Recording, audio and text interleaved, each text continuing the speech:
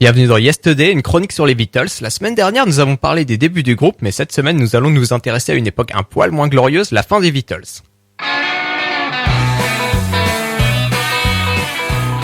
Au début de l'année 1969, les Beatles sont de retour en studio pour enregistrer de nouveaux morceaux.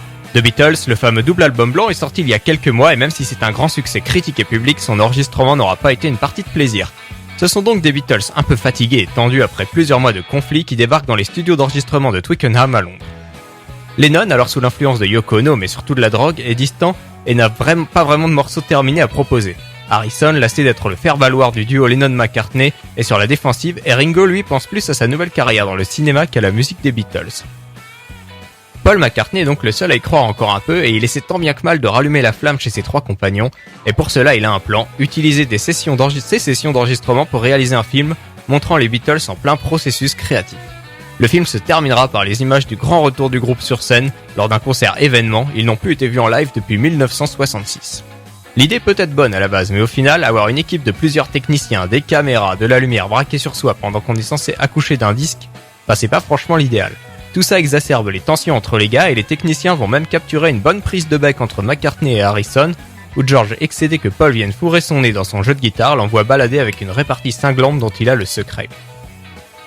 Il quittera temporairement le groupe 4 jours plus tard, les rumeurs disant qu'il en serait venu aux mains avec Lennon. Ce dernier proposera aussitôt de carrément remplacer Harrison par Eric Clapton pour une durée indéfinie, ambiance. George reviendra finalement à condition que le pianiste Billy Preston, ami du groupe, vienne se joindre aux sessions d'enregistrement histoire de détendre l'atmosphère. Le reste des Beatles accepte et ça marche, tout le monde se remet au boulot presque dans la bonne humeur. Preston apporte même sa petite contribution à l'histoire de la musique du groupe parce que c'est à lui qu'on doit le solo de clavier électronique qu'on entend dans Get Back. Comme prévu, le groupe décide de terminer le tout par un concert, lequel sera improvisé sur les toits des locaux d'Apple, la société des Beatles.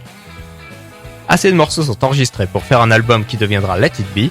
Le disque devra sortir en même temps que le documentaire tourné dont le montage traîne en longueur et entre-temps les Beatles sortent leur ultime effort en groupe, Abbey Road.